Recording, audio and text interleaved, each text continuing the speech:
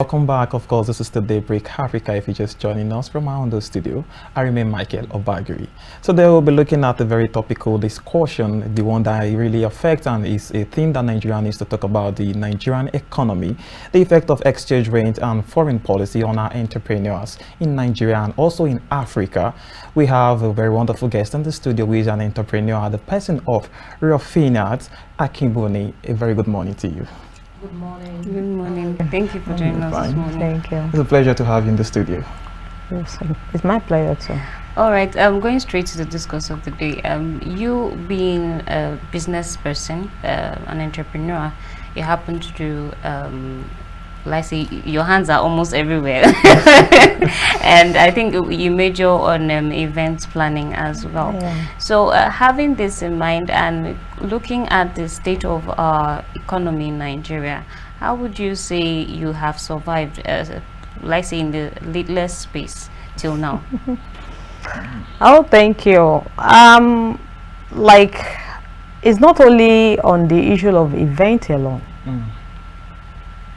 This particular policy affects virtually everything in the sector. For instance, if I'm to travel out of Ondo State for an event, transportation before doesn't cost me more than between 50,000 and 60,000.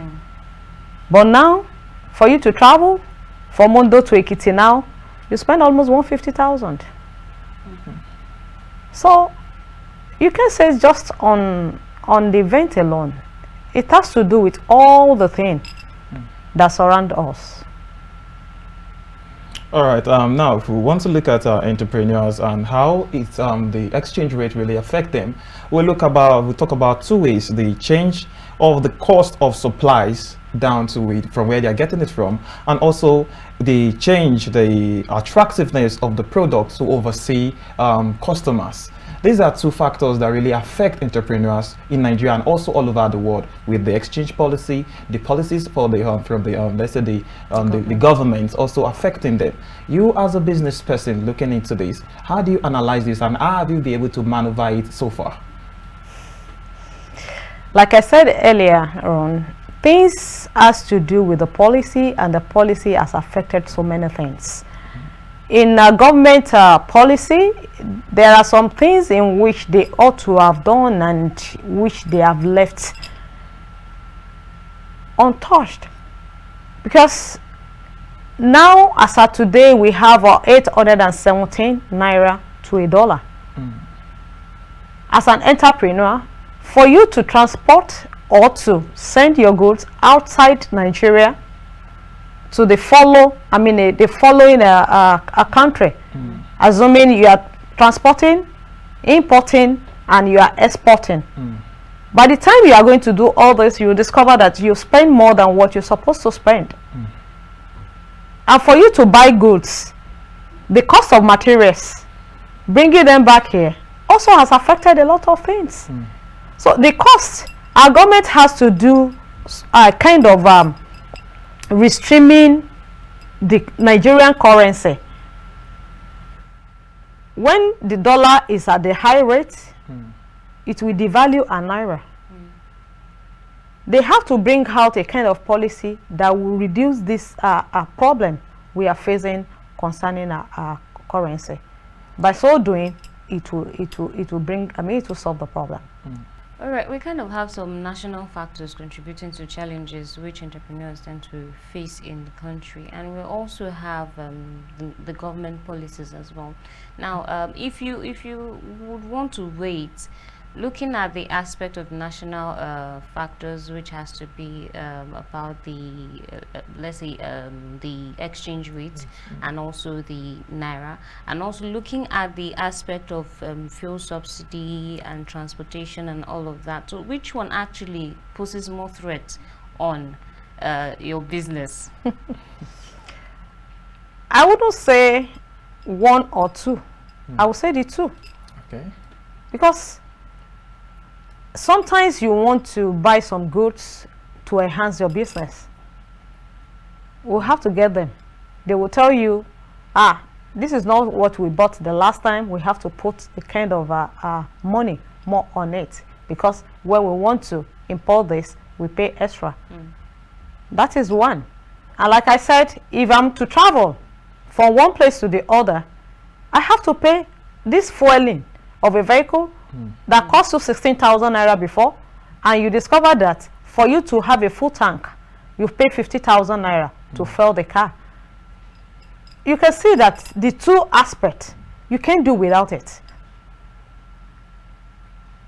Whether the Nigeria currency or dollar currency, or you talk about the fueling, all these things, they both work hand in hand.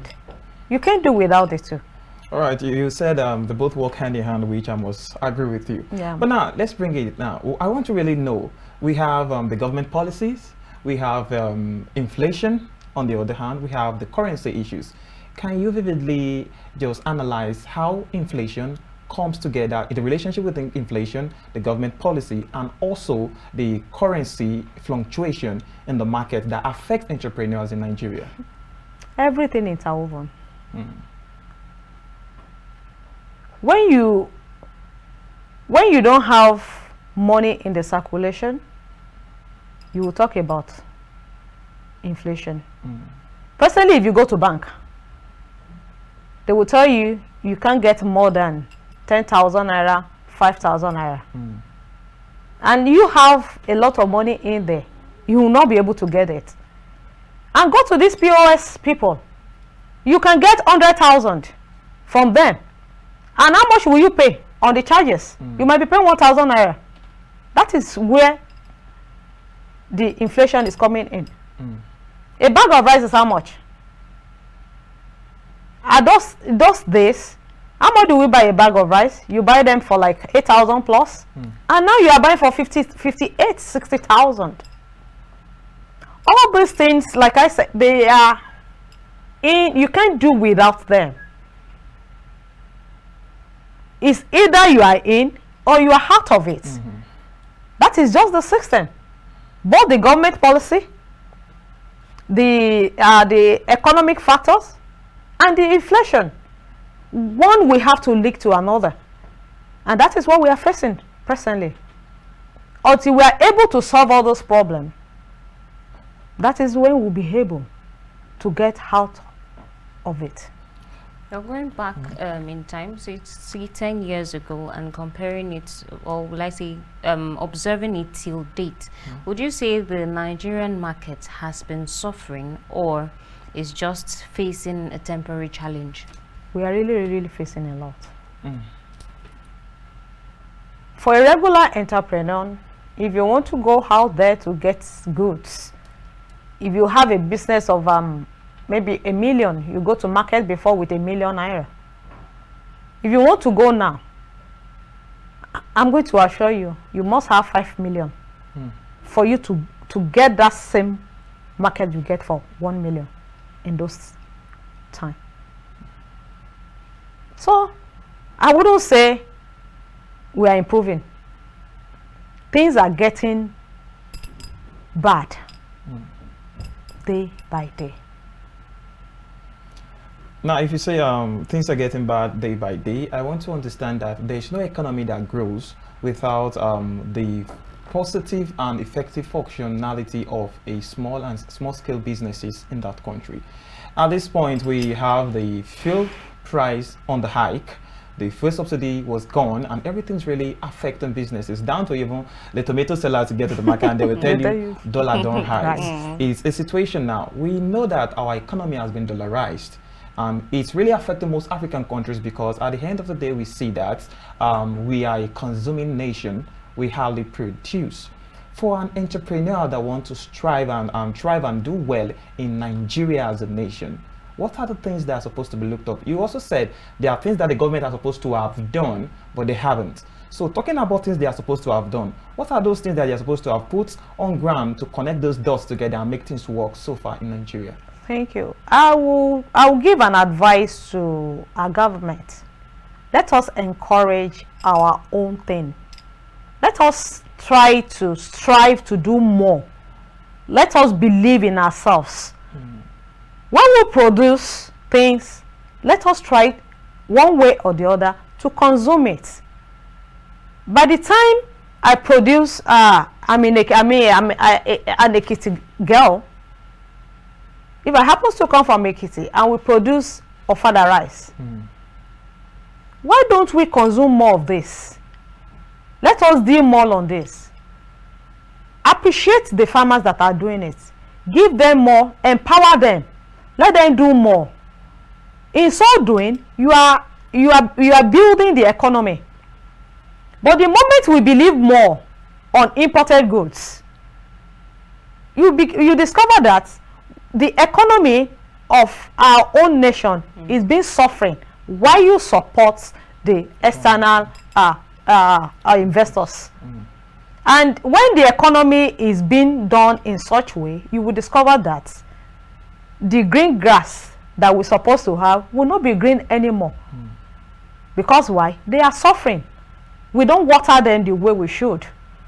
So I want to tell our government out there that encourage the local investors. Give them more empowerment.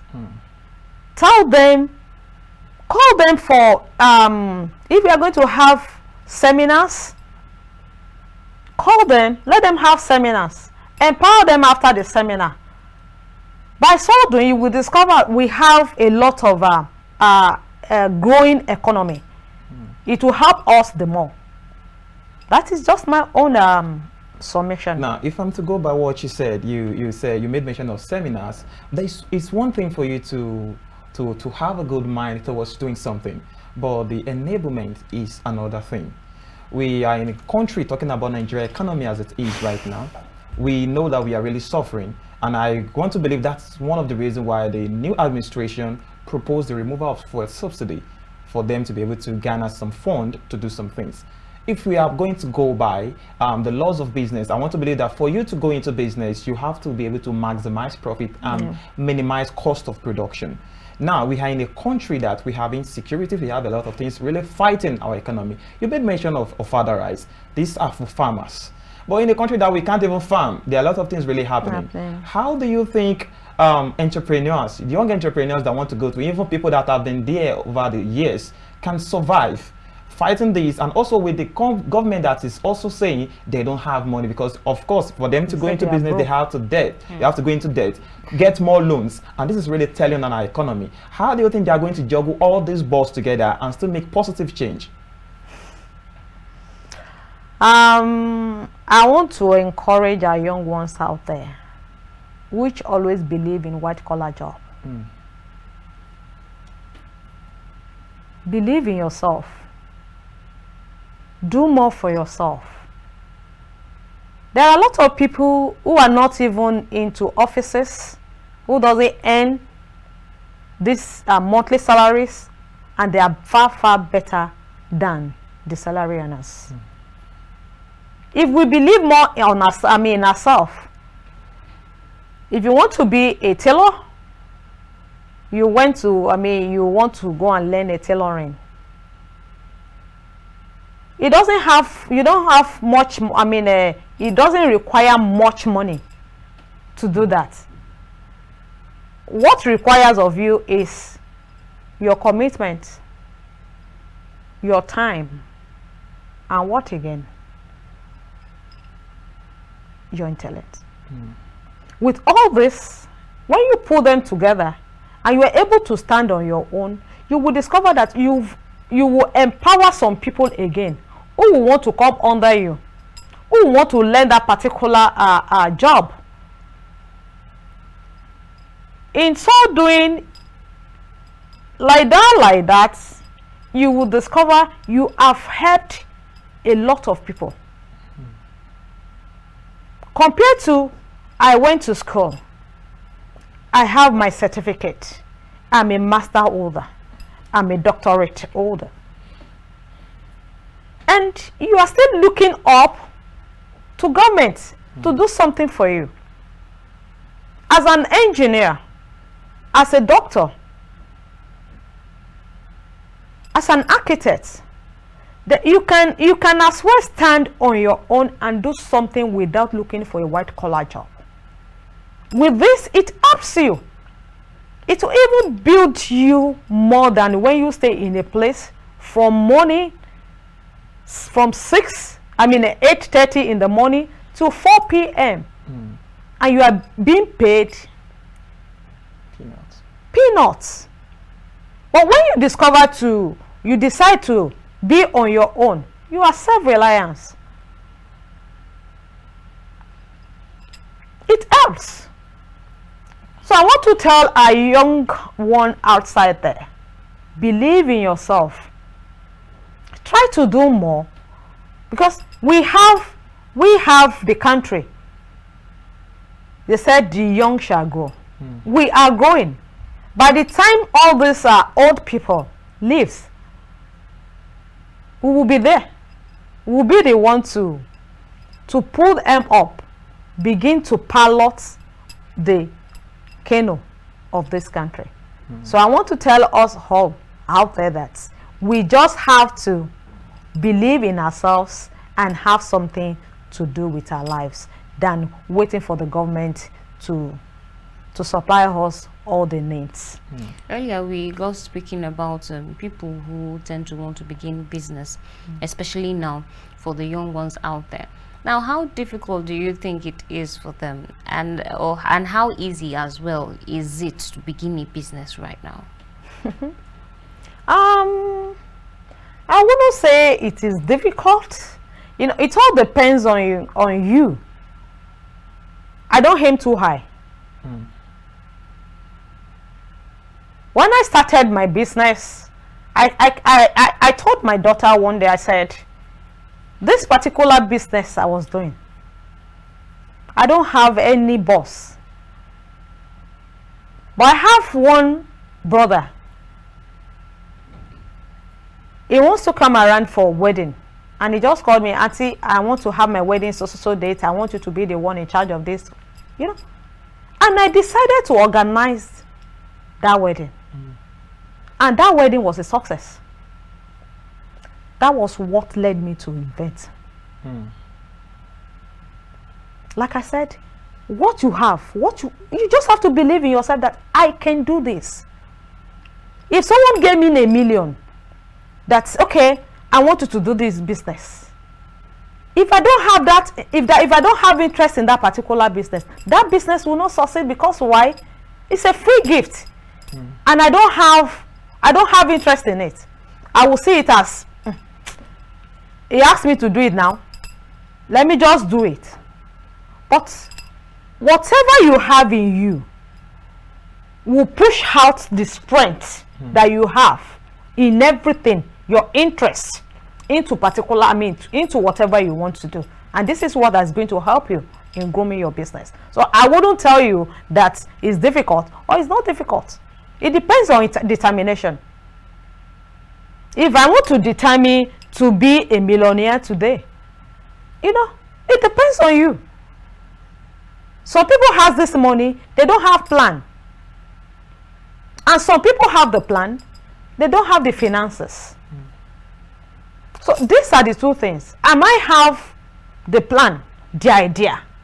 I might not have anybody I might not have money to finance that particular program.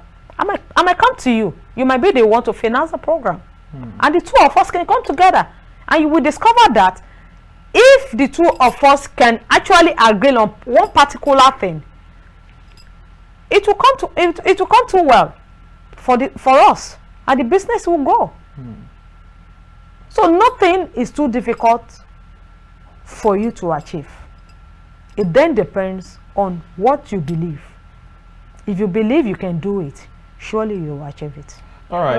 Okay. Sorry, Michael. We also go speaking about issues of loan as well, which is an interesting topic, because we get to see the government almost all the time telling you, okay, this is a grant for the farmers, this is grant for agriculture, this is grant for SMEs and all of that. And countlessly, many individuals have come out to testify that these grants are not easily gotten.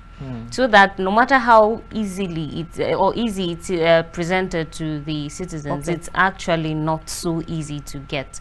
So when you keep on applying, it is only by God's grace sometimes that people get this loans. So and most of the times, people who want to begin businesses tend to want to fall back to these loans. So what do you think actually is the problem when it comes to loaning and businesses?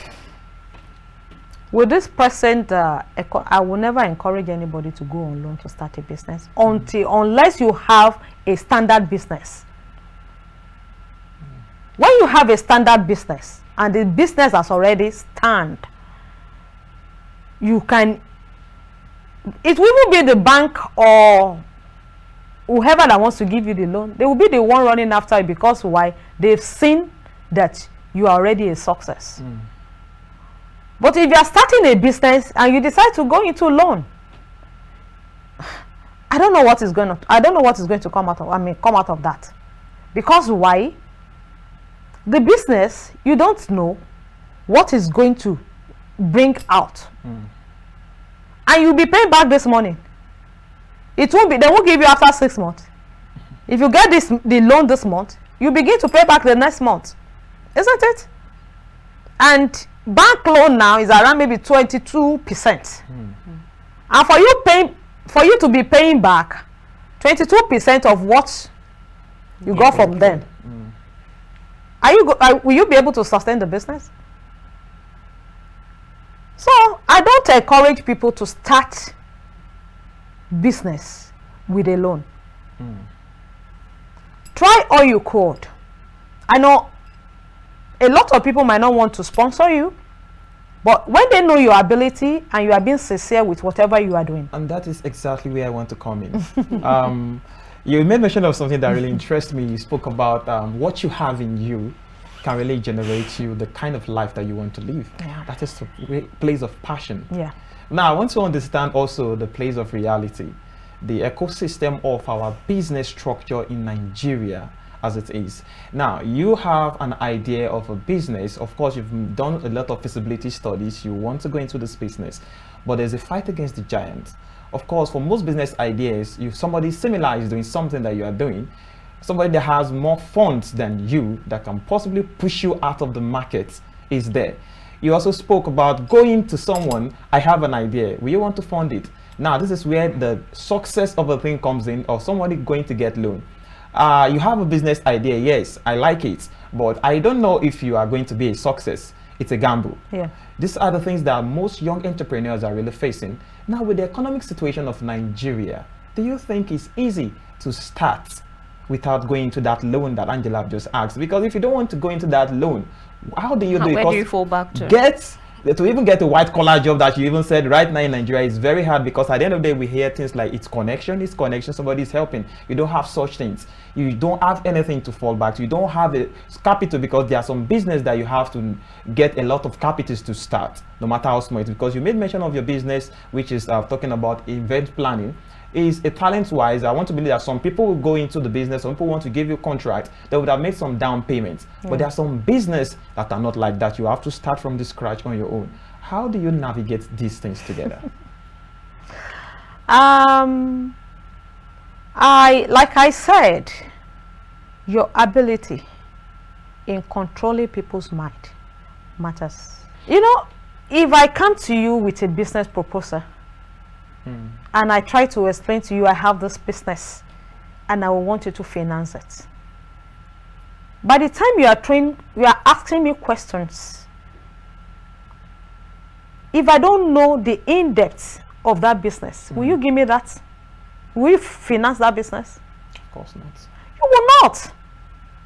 And that is why you see some people, when they go out for people to finance businesses or to finance a project, you will discover they don't have any sponsor. Because why? Some of us, we don't even know what we do. We don't even understand it. And if I want to go into a business with you, I don't have the knowledge of it. You are bringing it to me. I'm asking you. You are now saying, it seems like, I will now think twice and said, don't you think you want to gamble with your money? Some of us, that is what we do. And that is where we have the problem. Like I said, I don't think big. Whatever, I'm contented.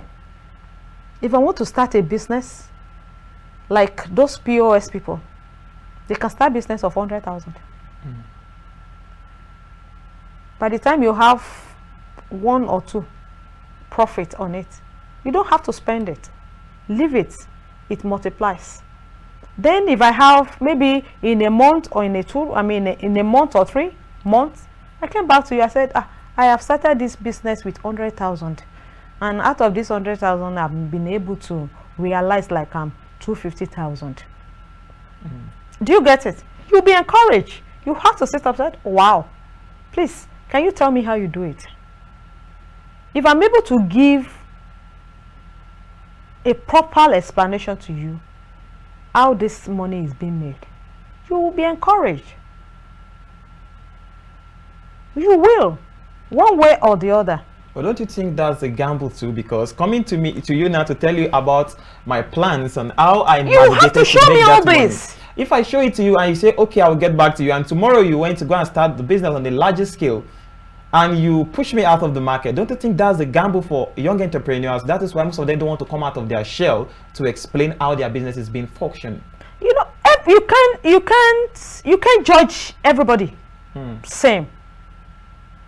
You will have studied the person you want to come and meet. You will have known this person. If I don't know Angela too well, you know, I can't come to meet her to discuss my business or my career with her. I must have a knowledge of what she's up to. That if I should come to her, discuss this particular thing, what will she do for me? I must have heard something about her, what she has done to other people before coming to you. I won't go to a person who will kill my dream just like that. I will have to find someone who will listen to me and get me what I actually want from them. Well, when it comes down to marketing and like say profit making and sales, you know, let me take for example, most of these market women, they take like say advantage of some of these challenges we face in the country. They'll tell you transport is this, they'll tell you this one is that. For probably vegetable that is growing at the back of a woman's house, she can tell you that it in the market now 600 naira per one. You can imagine that she'll just increase the price and be like transportation for the vegetable and all of that. So I want to really understand when it comes to the place of making profits, especially in challenging times like this, what would you call profit making and what would you call exploitation? That one has to do with you and me. If I should go to markets and I bought something of 100 naira, and I know for sure my transportation is like 30 naira, that is 130 on that particular goods, right? And if you put up where you sell it, maybe you pay for electricity, you pay for this, you pay for that, assuming the electricity is around 20 naira. You had it, you have 150. When you want to sell that particular good, you know, the cost price and everything, you've added everything together and the expenses is giving you 150. If you want to sell that, at least you should be able to sell for like 170, 180. You have 30 naira. But in a situation where you now said, God, if you see how much I paid on this particular goods today, I bought this thing 200 naira. And you yourself, you knew quite all right it was 100 naira. And by the time you had 30 naira, 50 naira, the transportation and the house rent, the shop rent and the electricity, you had it up, that is times 2. You are not telling the person, it is 260 about it. That is exploitation. Because many a times we tend to see this playing out very much in our society. Yeah. Although we tend to complain that foodstuffs, there's the hike in increase of price of foodstuffs and here and this and that and commodities in general. But yet again, you go to some regions and these things are cheaper, and you go to some other regions and you see something different. Even in the same market, you go to different salespersons and they will give you different prices. So why is it like that? Because yet again, many have also come out to testify that Nigerians are the causes of their own problems. Yes. So why do we keep seeing this in our society? And is there no kind of check and balance that the government can do to help alleviate this kind of situation playing out? I don't think they are doing well. Like, is it Commerce and Industry? That is Ministry of Commerce and Industry. They're supposed to be the one to do the check and balances of all this. When you are buying a crate of Coke for 2,000, I mean, some will sell 2,800, some will sell 2,900, while some will sell 3,000 from the same products in the same city. Yeah. I'm sure the company has a supervisor. What has the supervisor been doing? I'm sure you know all those people. You'll be meeting the customers that come to their store to get those to get those drinks. What have you done to control that particular thing? That is corruption. I might one way or the other tell you, when these drivers come, so I pay them, I do this, I do that, and you yourself at the end of the month, I will have to give you something. You will not be able to talk again, except you are able to control yourself on this particular thing. That is when we'll be able to do it. Our government has a lot to do about this particular thing. You send them on an errand. You've given them the task. Go out. Let there be a uniform price of some goods. But you still discover that these particular products, they are still selling different prices when they're supposed to be a standard price for that particular Exactly. Goods. That brings me to the next question. There is growth and there is development. Yeah. Now, the situation of Nigeria economy right now, you spoke about the standard price, which brings us to the situation of price control on commodities. I think in the past we used to have that some decades back, but we don't have it right now. And I was speaking to an economist, and what he said is there a possibility for you to control what you do not produce? We are consuming more, we produce less. So we depend on the foreign marketers to bring us goods and services to our country. So at the end of the day, is it really possible for you to have a standard price control when every vendor has gotten their prices the way they want to be? And when you get your own goods, I might tell you I got mine from Thailand, the price is different. I got mine from this, is different. Now, you spoke about a crate of mineral from a particular, that is an internal one. Yeah. But let's bring it to the larger scene. Is it possible to have a price control on goods and services going out and coming back to our country on a larger scale? I don't think it is. Because why? Like you said, I might get my goods from Thailand. You might go to China to order yours. You go to US to order for your own. You go to UK. By the time you had all the tickets and all those stuffs, what you used to order those goods, by the time you add them up, you won't get the same price. You will not get it. So what do you advise the government to do in such situations, especially when we practically produce almost nothing when it comes to essential goods and services in our country? I said earlier on, the government needs to encourage the local investors. We need to. I got a lady, she's into this shoemaking. I saw the slippers with her. It was so beautiful. Wow. If you see such people, patronize them. By the time, 2 or 3 people get to know her, that this is what she's been doing and she's doing it well. Why don't you go to her and buy all this than you waiting for Turkey shoe and the slippers to come around? You get some tailors who sew beautiful clothes, and you will still wait. You say, no, I don't want this, I want imported, I want UK. By the time you get to those where they sell clothes, you tell them, no, I want UK, I want US. What of the one made in Nigeria? Why don't you ask for that? You know, that's just the thing. Like Yoruba will say, we don't value ourselves. But if you are able to value the products we produce here in Nigeria, you will discover our problem will be lessened. It will. Well, in Africa at large, I think we commonly have this issue of business crisis here and there. But what do you think our government have been doing wrong? Because it's not possible for Nigeria government to be doing the same as Ghanaian government or Gambia government. Or, you know, so what exactly is wrong with our African businesses worldwide? Corruption. I guess we need to hear that loud, right? Corruption. Because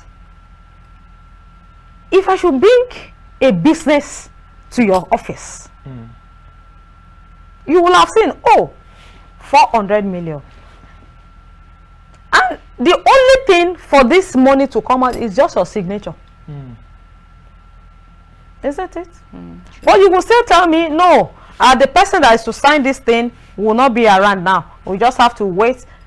I might need this thing as urgent as possible.